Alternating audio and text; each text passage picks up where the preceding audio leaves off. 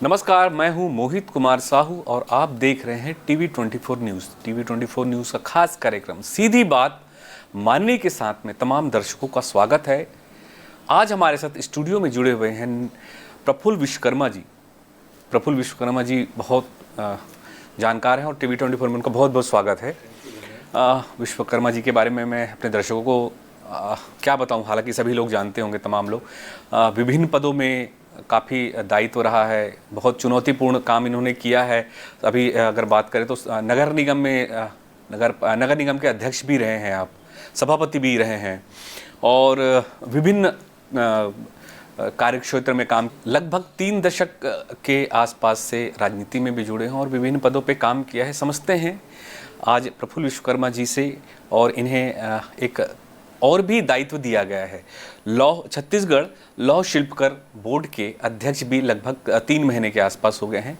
इन्हें बनाया गया अध्यक्ष बनाए हैं और इन्होंने जिन जिन दायित्वों में इन्हें पद से नवाजा गया, ये अपने दायित्व का निर्वहन बेहद सरलता से और बेहद जिम्मेदारी से किया। समझते हैं प्रफुल्ल जी से कि कब इन्होंने किस किस पद पे रहा और किस तरह से ये अपनी चीज़ों को आगे बढ़ाते गए और विभिन्न पदों पे रहकर समाज की और हमारे प्रदेश की लगातार ये के लिए काम करते रहे हैं। प्रफुल्ल जी, सबसे पहले मैं आपसे समझना चाहूँगा, चूँकि आपको बिल्कुल ये मुझे लगता है दूसरा साल है लौह जो शिल्प बनाया, छत्तीसगढ़ लौह शिल्पकर बोर्ड का जो है। इससे पहले कांग्रेस में थे और आप बने हैं, तो ये बिल्कुल नया बोर्ड है। बाकी हम और भी चर्चा करते हैं, ये नया बोर्ड है, इस पर हम थोड़ा सा जानना चाहेंगे। छत्तीसगढ़ लौह शिल्पकार विकास बोर्ड गठित है। इस बोर्ड के माध्यम से जो परंपरागत और वंशानुगत काम करने वाले लौह शिल्पी हैं, आपने देखा होगा हर गांव में कहीं ना कहीं लोहार भाई, हमारे विश्वकर्मा भाई लोग जो हैं, वो कहीं ना कहीं वो कृषि औजार और दैनिक उपयोग में आने वाली जो चीज़ें हैं वो बनाने का काम करते हैं। ऐसा कोई भी गांव प्रदेश में नहीं होगा जहां पर हमारे विश्वकर्मा लौहकार या शिल्पकार नहीं हो। तो ये वंशानुगत है। एक समय था जो पत्थर से लोहा निकाल करके वो कृषि औजार और राजा महाराजाओं के लिए जो औजार जो होते थे उनको बनाने का काम करते थे। ये ग्रामीण अर्थव्यवस्था से जुड़ा हुआ भी है और मैं समझता हूँ ये एक प्राचीन कला है और ये हमारी धरोहर है और मैं समझता हूँ इसको बचाया जाना चाहिए। नहीं तो आज देख रहे हैं कि ऐसे लोग आज आर्थिक रूप से जूझ रहे हैं, इसको काम करने वाले लोग, क्योंकि आज जो उद्यमी के माध्यम से औद्योगिकरण बड़ी तेज़ी से होने के कारण जो ऐसे हाथ से काम करने वाले लोग हैं, हस्तशिल्प हैं, जो अपने हाथ में उनके हुनर होते हैं, वो कहीं ना कहीं प्रतिस्पर्धा में सामना नहीं कर पा रहे हैं। ऐसी स्थिति में ये धीरे धीरे ये व्यवसाय जो लुप्त होने जा रहा है, इस व्यवसाय को पुनः संरक्षण देना, संवर्धन देना सरकार का काम होता है, क्योंकि ये एक हुनर है और हुनर से शिखर तक पहुंचाने, आज आप देखेंगे आने वाला समय जिनके हाथ में हुनर होगा वो आगे बढ़ सकता है।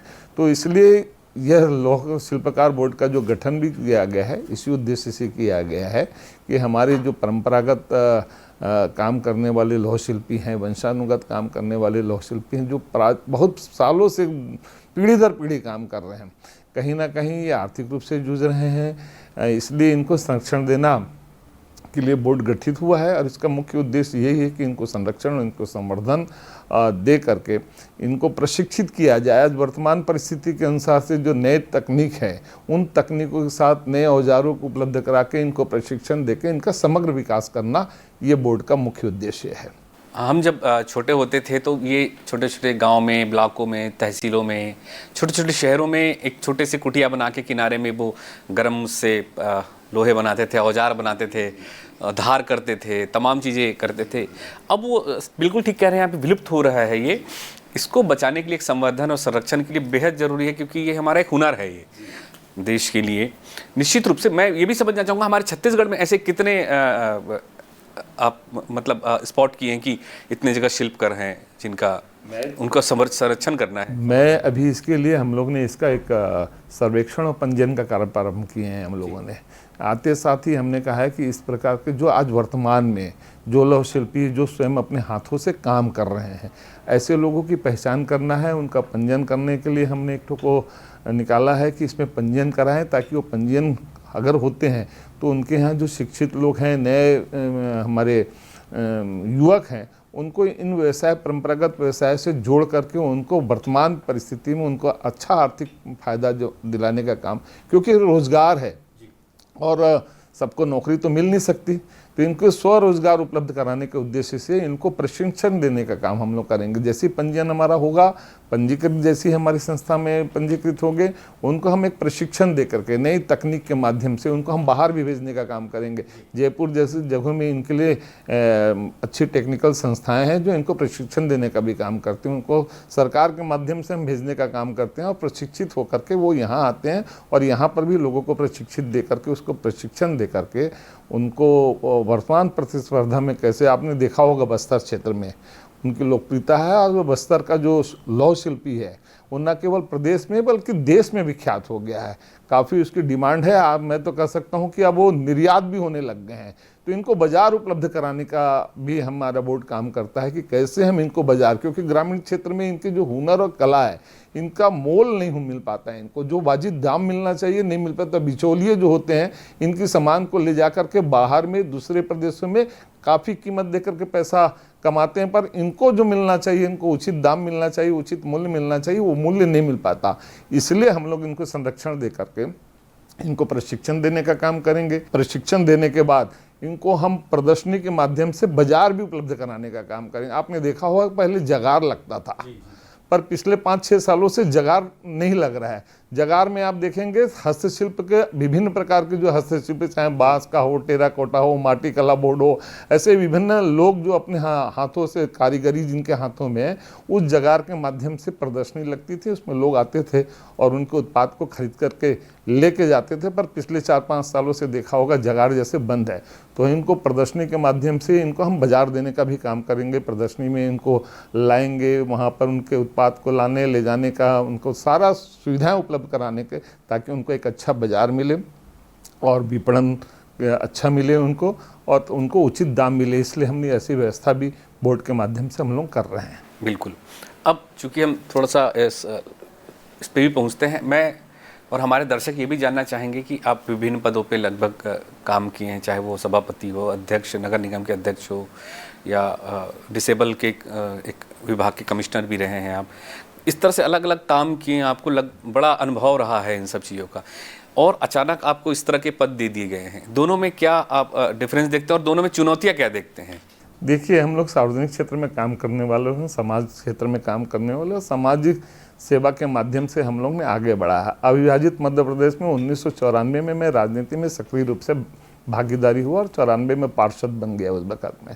और जब मैं पार्षद बना उस वक़्त हम लोग सेवा, समर्पण और चेरेवेती का मूल मंत्र लेकर के हम लोग ने आगे बढ़ा था। और वही काम लगातार सेवा के माध्यम से हम लोग को मालूम नहीं था दूसरी बार भी पार्षद बनेंगे, पर भारतीय जनता पार्टी ने इस योग्य समझा, दूसरी बार पार्षद की टिकट दिया, तीसरी बार पार्षद की टिकट दिया, चौथी बार पार्षद की टिकट दिया, 2 बार नगर निगम का अध्यक्ष बना। इस तरह से हमारा सेवा का कार्य लगातार से, मैं कह सकता हूँ कि सेवा जो हमारा माध्यम, जिस मार्ग को हम लोगों ने चुना है, तो सत्ता हमारे लिए साधन नहीं है। सत्ता हमारे लिए सत्ता के माध्यम से लोगों को, उनको सेवा देने का काम हम लोगों ने किया है। और कभी भी सत्ता हमारे लिए केवल साधन, किसी हमारे व्यक्तिगत लाभ का कोई फायदे के स्थान हम लोग इसलिए नहीं मानते। इसलिए सत्ता के माध्यम से हम लोगों को योजनाओं का लाभ कैसे पहुंचा सकते हैं। लगातार सेवा के माध्यम से काम किए। कमिश्नर डिसेबिलिटी किया तो उसमें विकलांगता के क्षेत्र में काम किए। विकलांगता में समान अवसर, उनके अधिकारों का संरक्षण और पूर्ण भागीदारी, यह एक ऐसा, उनको हर चीज़ उपलब्ध करना। जब कोई वंचित होता था तो उसकी सुनवाई करते थे हमारे यहाँ, सुनवाई करके उनको इस तरह के उनको पूर्ण भागीदारी उपलब्ध कराना। रायपुर विकास प्राधिकरण का उपाध्यक्ष बना। उपाध्यक्ष रह करके शहर का डेवलपमेंट में हम लोगों ने काम किया कि शहर को कैसे व्यवस्थित बनाया जाना चाहिए, किस तरह से मास्टर प्लान के अनुसार से उसका विकास होना चाहिए। इस तरह से लगातार कहीं ना कहीं। और आज लौह शिल्पकार बोर्ड, मैं कह सकता हूँ कि यह बोर्ड नया जरूर है, किंतु जो शिल्पी हैं, जो लौहकार शिल्पी हैं, उनसे मेरा प्राचीन और पुराना नाता रहा है। क्योंकि मैं उसी समाज से हूँ, विश्वकर्मा समाज होने के नाते इनसे मेरा पुराना गहरा नाता है। और हमने बचपना उन्हीं के बीच में, हमारे पूर्वज यही काम करते थे, इसलिए मेरे लिए नया नहीं है। शायद इसीलिए माननीय मुख्यमंत्री और भारतीय जनता पार्टी के शीर्ष नेतृत्व ने मुझे योग्य समझा और मुझे इस पद पर नवाजा है। मैं धन्यवाद ज्ञापित करता हूं माननीय मुख्यमंत्री जी का। मैं धन्यवाद ज्ञापित करता हूं भारतीय जनता पार्टी संगठन के शीर्ष नेतृत्व को, जिन्होंने मुझे इस योग्य समझा है। मैं थोड़ा सा आपसे भी समझना चाहूँगा, चूँकि ये दूसरा टर्म है, पहले इससे पहले कांग्रेस में था ये बोर्ड, कांग्रेस समय बोर्ड का निर्माण हुआ है, विनिर्माण किया, उसके बाद अभी इसको कंटिन्यूशन में बीजेपी कर रहे हैं, तो इसमें आप अध्यक्ष बनाएंगे। पिछले बार की बात करें तो पिछले बार में किस तरह के काम हुए हैं? जब आप आए होंगे, अभी लगभग 3 महीने हो रहे देखेंगे, तो पिछले सरकार में या पिछले जो थे उसमें किस तरह से काम हुआ? भाई समाज तो समाज है और ये जो हुनर तो हुनर ही होता है, तो क्या बेहतर काम हुआ पिछले बार में? अभी आपको क्या लगता है कि और बेहतर इसमें क्या कर सकते हैं? आप किस तरह से सोचते हैं कि आप कैसे उसको परिभाषित करेंगे, क्या विजन देखते हैं? देखिए, निश्चित रूप से इसमें बहुत काम करने की ये है। मैं आते साथ अपने यहाँ के जो अधिकारी थे उनसे पूछा कि क्या है इस बोर्ड के माध्यम से अब तक आप लोगों ने किया क्या है, कितने पंजीकृत हैं हमारे लौह शिल्पी हैं, कितने, उसका कोई डाटा होगा? तो उनके पास कोई डाटा नहीं था, अपना कोई लौह शिल्पकार का उनका कोई पंजीयन नहीं हुआ था। तो आते साथ हमने कहा कि सबसे पहले तो आप लौह शिल्पकारों का पंजीयन करो। जब तक हमको मालूम नहीं होगा कि हमारे छत्तीसगढ़ में कितने लौह शिल्पकार हैं, कितने परंपरागत वंशानुगत काम करने वाले लोग हैं, उनका पंजीयन होने के बाद ही हम सरकार के माध्यम से उनके लिए योजनाएं बनाएंगे। उनको कैसे उनका समग्र विकास करेंगे, कैसे उनका सामाजिक विकास करेंगे, कैसे उनका आर्थिक विकास करेंगे, कैसे हम उनका शैक्षणिक विकास करेंगे। जब शिल्पियों का हमारे पास डाटा आएगा, रजिस्ट्रेशन आएगा, तो निश्चित रूप से हम समाज के लोगों का भी साथ लेकर के, हमारे ऐसा कोई गांव नहीं है जहां पर हमारे समाज के लोग नहीं है, लौह शिल्पकार नहीं है, तो ऐसे तमाम लोगों को साथ लेकर के हम लोगों ने काम करना प्रारंभ किया है। और योजना भी ऐसी बनाई है कि पंजीयन के बाद उनको हम प्रशिक्षण देंगे, ताकि वो उन्नत औजार और उन्नत प्रशिक्षण के माध्यम से अपनी कला को और ज़्यादा निखार सके, क्योंकि आज के इस भौतिक युग में प्रतिस्पर्धा करने की आवश्यकता है। एक तरफ औद्योगिकरण है और एक तरफ इनके स्वयं के हाथ से बनाए हुए हमारे जो शिल्पकार अपने हाथों से बनाते हैं, तो इनका जो दाम है कम मिल पाता है और प्रतिस्पर्धा में बाजार में टिक नहीं रह पाते। तो कैसे हम उनको जो वर्तमान में काम लोहारी का काम करते थे, आज कृषि का काम देखते होंगे आप, ट्रैक्टर ले लिया आप, पहले हल से जोतने का काम, उसको नागर का काम करने का, काटने के लिए, लूने के लिए हंसिया बनाने का काम, तो ये सारा काम आज मशीनरी युग हो गया। धान की लुआई भी आज मशीन कर रहा है, धान की कटाई भी मशीन कर रहा है, जोताई बुआई भी मशीन कर रहा है ट्रैक्टर के माध्यम से। तो ऐसी स्थिति में इनको उस बाजार में टिके रहना बड़ा मुश्किल हो गया था। तो हमने इनको वर्तमान परिस्थिति में किस तरह से हम उसको नई तकनीक के माध्यम से, नए प्रौद्योगिक माध्यम से, नए उपकरण के माध्यम से, तकनीकी औजार के माध्यम से हम प्रशिक्षित करके कला को और निखारने का काम हम लोगों ने किया है। उनको प्रशिक्षण देने का काम करेंगे। और ऐसे जो वंशानुगत हैं उनको शेड बनाने, आपने कहा कि टपरी बना के दिखा है हमने, गांव-गांव के अंदर में, शहर के अंदर में छोटी सी टपरी बना करके, झिल्ली उल्ली लगा करके लोहारी का काम करते, उनको शेड निर्माण करने के लिए, उनको टूल्स उपलब्ध कराने के लिए,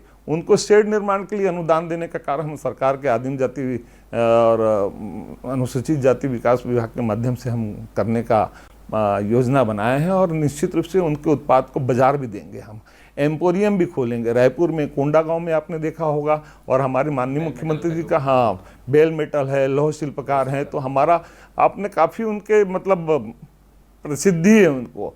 बाहर तो और भी ज़्यादा, आप बॉम्बे जाएं, आप पूना जाएं, आप दिल्ली जाएं, तो इनकी काफ़ी डिमांड है। तो हम इनके एम्पोरियम खोल के वहाँ पर भी, चाहे दिल्ली में भी खोलने का प्लान है, रायपुर में खोलने का प्लान है, कोंडागांव में खोलने का प्लान है, ताकि उनके उत्पाद को एक अच्छा बाजार मिल सके। उनको प्रदर्शनियों के माध्यम से, आज हमने जो छोटी छोटी मेले लगते हैं, चाहे डोंगरगढ़ का मेला हो, चाहे रतनपुर का मेला हो, बस्तर का मेला हो, वहाँ पर भी उनके उत्पाद को बेचने के काम हम लोग प्रशिक्षण के माध्यम से प्रदर्शनी लगा करके उनको स्टॉल उपलब्ध कराने का काम करेंगे, ताकि उनके उत्पाद वहाँ पे बिक्री हो और उसका मुनाफा उनको वाजिब दाम मिले। यह काम बोर्ड करने जा रहा है, तो निश्चित रूप से उनका समग्र विकास होगा। जैसे अगर हम बात करें कि पारंपरिक लोहे के जो शिल्पकार हैं, अगर आज उसकी स्थिति को हम देखें तो अभी क्या स्थिति है उनकी? स्थिति आज के समय में, हम पूरे देश की बात, छत्तीसगढ़ तो ठीक है, हम पूरे देश की बात करते हैं, और उनकी जीविका जो है, आजीविका हम कैसे सुरक्षित रख सकते हैं? और उनका जो परंपरा है या पारंपरिक जो चीज़ें हैं उनको भी तो संभाल के रखना पड़ेगा, बगैर उसके कैसे चलेगा? निश्चित रूप से उनको संरक्षण देना पड़ेगा, निश्चित रूप से उनको संवर्धन देना पड़ेगा, उनको अनुदान देने की आवश्यकता है, उनको आर्थिक मदद करने की आवश्यकता है, उनको ऋण उपलब्ध कराने की आवश्यकता है। आपने देखा होगा हमारे देश के प्रधानमंत्री माननीय नरेंद्र मोदी जी ने पीएम विश्वकर्मा नाम से ही एक ठोका योजना प्रारंभ किए हैं, जिसमें 13,000 करोड़ रुपए का प्रावधान है। उसमें लोहार जाति के लोगों को भी शामिल किया गया है कि इनको भी प्रशिक्षण दिया जाएगा, इनका पंजीयन किया जाएगा। पंजीयन करने के बाद उनको प्रशिक्षित करके उनको ट्रेनिंग के माध्यम से उनको कम दर पे, मात्र 5% ब्याज दर पे उनको ऋण उपलब्ध कराने का योजना हमारी केंद्र की सरकार माननीय प्रधानमंत्री जी ने किया है। मात्र 5% ब्याज दर में 1 लाख रुपया, और 18 महीने में यदि वो पैसा चुकाता है तो उसके बाद 2 लाख रुपया और उनको मिलेगा। तो इतना कम दर पे उनको कहीं ना कहीं आर्थिक मदद है ये, और आर्थिक मदद के माध्यम से ऋण उपलब्ध करा करके इनके हुनर से शिखर तक पहुंचाने का, इनके कौशल को और उन्नत करने के काम करने का देश के प्रधानमंत्री जी भी कर रहे हैं। हमारे प्रदेश के माननीय मुख्यमंत्री शाही जी भी कर रहे हैं। उन्होंने स्वयं कहा है, अभी कलाग्राम की उन्होंने नई राजधानी में कलाग्राम खोलने की बात कही है। तो इस तरह के जितने भी कला हैं उस कलाग्राम के माध्यम से उनको संरक्षण और संवर्धन करने का काम हमारे प्रदेश के मुखिया, हमारे प्रदेश के माननीय मुख्यमंत्री विष्णुदेव साय जी कर रहे हैं, हमारे देश के प्रधानमंत्री नरेंद्र मोदी जी कर रहे हैं। प्रफुल्ल जी, लेकिन अभी आधुनिक दौड़ और हम प्रौद्योगिकी और आईटी इतना ज़्यादा टेक्निकल हो गए हैं, आज के युवा पीढ़ी की बात करें तो ये पारंपरिक शिल्प से तो काफ़ी दूर हो गए हैं। अब ये तो बहुत चुनौती होगी कि हम जोड़े कैसे इन सब चीज़ों को। एक बार आप कोंडागांव घूम करके आइए, वहाँ पे जितने हमारे शिक्षित नौजवान हैं, एक समय था जो इससे पलायन कर रहे थे, इस काम को छोड़ रहे थे। क्यों? क्योंकि उनको आर्थिक फ़ायदा उसमें नज़र नहीं आता था। हम दूसरा काम कोई कर लें तो उसमें ज़्यादा पैसा उनको मिल जाता था। तो इसको संरक्षण देने का ही काम है। जब वो कला को निखारने के लिए उनको प्रशिक्षण करने के लिए भेजा गया, प्रशिक्षित करने के लिए जयपुर गए वो लोग, और जयपुर से जैसे ही प्रशिक्षित करके आए, आपने देखा होगा लौह शिल्प जो परंपरागत रूप से है, और वैसे भी आप देखे हैं बरसात के समय में किसानी के काम में लग जाते हैं वो लोग, तो इनको 12 महीना काम नहीं मिलता था। पर आज जैसी वो नए शिल्पी के माध्यम से नए नए सजावटी सामान जब बेचना प्रारंभ किए हैं, तो कहीं ना कहीं उनकी आर्थिक स्थिति अच्छी हुई है। तीजू विश्वकर्मा जो राष्ट्रीय पुरस्कार प्राप्त किए हैं लौह शिल्प में कोंडागांव के, उन्होंने काफ़ी नाम कमाया है, विदेश में जाकर के उन्होंने अपनी प्रसिद्धि प्राप्त की। इस तरह से कहीं ना कहीं ऐसे लोगों को संरक्षण देने की आवश्यकता है, प्रशिक्षण देने की आवश्यकता है, और तब जाके, अन्यथा ऐसे लोग गाँव से पलायन करते हैं, दूसरे कामों में उनकी रुचि बढ़ने लगती है। तो इसको संरक्षण और संवर्धन किया जाने की आवश्यकता है। अब जैसे हम बात करें कि लौह शिल्प है, अब इसको ये तो ठीक है कि बेल मेटल जैसे और बस्तर का जो पारंपरिक शिल्प है वो जाके विदेशों पे नाम कर रहा है और अच्छा खासा नाम भी पूरे देश भर में। अब चूंकि इसको ग्लोबल पहचान दिलानी है, तो अब छत्तीसगढ़ सरकार किस तरह का और योजना पे काम कर रही है या प्रयास कर रही है? देखिए, ये सरकार परंपरागत रूप से काम करने वालों के लिए उनको संरक्षण दे रही है, उनको संवर्धन कर रही है, और हमने एक प्रस्ताव बना करके माननीय मुख्यमंत्री जी को भी दिया है, विभाग के माध्यम से इसको स्वीकृति के लिए भेजा है। इस तरह की तमाम जिस प्रकार की ग्रामीण अर्थव्यवस्था है, ग्रामीण अर्थव्यवस्था आपने देखा होगा, आईटीआई मान लो, आईटीआई में लोग नौकरी प्राप्त करना चाहते हैं, कहीं इंडस्ट्रीज में जाकर के बीएसपी में कहीं पे नौकरी, किसी औद्योगिक घराने औद्योगिक क्षेत्र में जाकर उनको कोई वेल्डर बन जाता है, कोई पैटर्न बन जाता है, या कोई इस तरह के काम करना सीख जाता है, तो नौकरी। किंतु हम इनको नौकरी की बात नहीं, हम इनको स्वरोजगार की बात करते हैं। इनका जिस दिन इनका स्वरोजगार मिल जाएगा, स्वरोजगार इनको मिलना चालू करेगा, तो निश्चित रूप से उनका आर्थिक विकास होगा। आज स्वरोजगार नहीं मिल पाता है, आज नौकरियां ढूंढते हैं लोग, सबको नौकरी तो संभव नहीं है नौकरी दे पाना, इसलिए स्वरोजगार को प्रोत्साहन देने का काम सरकार कर रही है कि इस तरह के आप अपने हाथ में जो हुनर है उस हुनर को खोइए मत। आपको लंबे समय से आपको वंशानुगत रूप से ये हुनर प्राप्त है, इस हुनर को संरक्षण करने की आवश्यकता है, उस हुनर से आप शिखर तक पहुंचिए। तो तमाम मैं उत्तराखंड की बात करूँ, वहाँ कढ़ाई बना रहे हैं, आप देखेंगे वहाँ लोपीटा एक गांव है, लोपीटा गांव के लोग वहाँ पर पहले इसी तरह के काम करते थे। वहाँ पर भी पहाड़ों से पत्थर निकाल करके उसको लोहा गलाते थे और इस तरह से कृषि औजार बनाते थे। पर आज वहाँ का वो लोपीटा गांव में पूरी कढ़ाई बनाने लगे हैं। उसमें महिलाओं भी काम कर रहे हैं, शिक्षित बेरोजगार भी काम कर रहे हैं। मैं तो धमतरी की उदाहरण देता हूँ। एक ठो एडवोकेट है धमतरी में, हमारे विश्वकर्मा भाई है, वो एडवोकेट है, आज पढ़ लिख लिया है, किंतु वो अपने यहाँ 4-5 लोगों को रोजगार दे रहा है। और आप ग्रामीण में मेले ठेले में आप देखते होंगे चाकू, हंसिया और जो ग्रामीण क्षेत्र की अर्थव्यवस्था में जो जो चीज़ तंगियाँ होंगिया, ये सब चीज़ बना करके देता है। और बेचौलिया उसको ले जाके गांव-गांव के अंदर में जो छोटे छोटे से हाट बाजार लगते हैं उसमें बेचने का काम करता। बोलता है इसमें मेरे को अच्छी इनकम हो रही है। वो पढ़ा लिखा एडवोकेट आज हो गया है, प्रैक्टिस भी करने लगा था, पर उस काम को छोड़ करके वापस अपने परंपरागत व्यवसाय में आया है। तो निश्चित रूप से ऐसे लोगों को संरक्षण देने की आवश्यकता है, उनको ऋण उपलब्ध कराने की आवश्यकता है। प्रशिक्षण और ऋण जब दे तो उनके पास पूंजी नहीं होती है, पूंजी के अभाव में वो लोग दूसरे का माल खरीदते हैं, कच्चा माल नहीं मिल पाता। तो यदि सरकार उनको कच्चा माल उपलब्ध कराए, सरकार उनको कोई पूंजी उपलब्ध कराए, अनुदान उपलब्ध कराए, तो निश्चित रूप से उसके माध्यम से वो अपने व्यवसाय को आगे बढ़ा सकते हैं। कम दर में उनको ब्याज मिलना चाहिए, अन्यथा ज़्यादा दर पे जो साहूकार के माध्यम से ऋण लेते थे ग्रामीण क्षेत्रों में, तो इतना ज़्यादा ब्याज देना पड़ता था कि उनकी कमर टूट जाती थी उनके, और जो काम है वो भी ठप हो जाता था। बाद में दूसरे काम में वो लग जाता था और उससे ऋण चुकाने का काम करता था। अब अगर हम बात करें कि लौह शिल्प में महिला शिल्पकारों की क्या भूमिका है, इस क्षेत्र में बोर्ड क्या कर रहा है महिलाओं के लिए खासकर? देखिए, इसमें हमने इनको महिलाओं के लिए भी किया है कि उसके एक समितियाँ बनाए उसको, और महिला स्व सहायता समूह के माध्यम से आपने देखा होगा लौह शिल्पकारों के यहाँ घर घर में बना रहे हैं। मैंने पूरा परिवार लगता है उनका, उनके घर की पत्नियाँ, उनके घर की बहुएं इस काम में लगे रहती हैं, हाथ बटाती हैं, तब जाके उनको आर्थिक रूप से थोड़ा 2 पैसा ज़्यादा मिल पाता है। तो जितने इस तरह के उत्पाद तैयार करते हैं वो लोग एक समूह बनाए और समूह के माध्यम से उसको खरीदारी करे, और खरीदारी करने के माध्यम से लौह शिल्पकार बोर्ड भी उनको संरक्षण संवर्धन देगा, उनके सामान को खरीदेगा और ख़रीद करके बाजार उपलब्ध कराएगा, और उनका जो वाजिब मूल्य है, जो उचित मूल्य है, उनको दिलाने का काम बोर्ड करेगा। बिल्कुल। एक मेरा आखिरी प्रश्न, चूँकि इतना बढ़िया लौह शिल्प और आजकल तो लोहे की शिल्प की बहुत मांग है विदेशों में, सब जगह पे, क्या इसको हम डिजिटल प्लेटफॉर्म से जोड़ने का कोई प्रयास चल रहा है छत्तीसगढ़ सरकार द्वारा? निश्चित रूप से डिजिटल प्लेटफॉर्म से भी अब हम जोड़ने का काम करेंगे। आजकल देखते हैं लोग ऑनलाइन अपने सामानों को मंगा रहे हैं। इतना खूबसूरती जब सामान हमारा बस्तर का है, तो अभी ऐसा कुछ इनके लिए नहीं है कि अगर जो लोग भी बेचते हैं वो वंशानुगत काम करने वाले लोग नहीं हैं, व्यापारी हैं, इन्हीं से माल खरीदते हैं और ख़रीद करके ले जा करके अपने डिजिटल माध्यम से वो बेचने का काम करते हैं।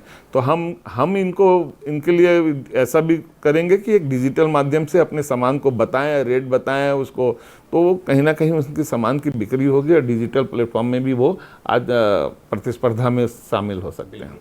अब चूँकि सरकार में हैं अभी आप, अब देख रहे हैं इतना चुनौतीपूर्ण काम आपको मिल गया है, इसमें शॉर्ट में अगर हम संक्षेप में बात करें तो क्या विज़न है आपको इसको लेकर आने वाले समय के लिए? हमारे लौह शिल्पकार भाइयों का समग्र उत्थान करना, इनका सामाजिक उत्थान करना, इनका शैक्षणिक उत्थान करना, इनको सामाजिक प्रतिष्ठा दिलाना।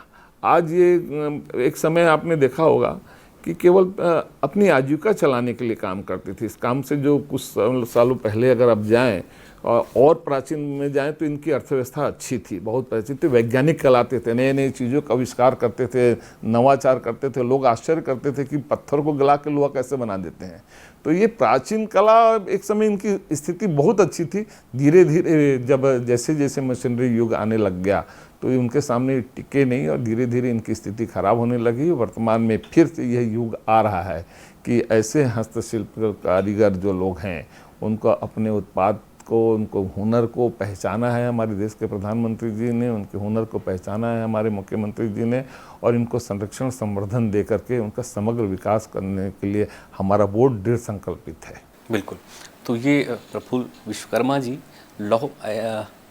लौह शिल्पकला बोर्ड के अध्यक्ष हैं और निश्चित रूप से जो इन्हें दायित्व मिला है ये निश्चित रूप से अपने जो बोर्ड के माध्यम से तमाम शिल्पकार भाई हैं, उनको जो लौह शिल्प का काम करने वाले हैं, उन सभी तमाम लोगों के और तमाम समाज के लोगों को एक नया प्लेटफॉर्म मिले, नए रोजगार मिले, समाज में उत्थान हो, चाहे शिक्षा के क्षेत्र में, चाहे स्वास्थ्य के क्षेत्र में। तमाम जो सरकार की क्रियाकलाप है उसके माध्यम से, जो योजना के माध्यम से इनको लाभ मिले और निश्चित रूप से प्रदेश का भी नाम रोशन करें और देश का भी नाम रोशन करें। यही हमारी शुभकामनाएं। बहुत बहुत धन्यवाद, बहुत बहुत शुक्रिया हमसे जुड़ने के लिए।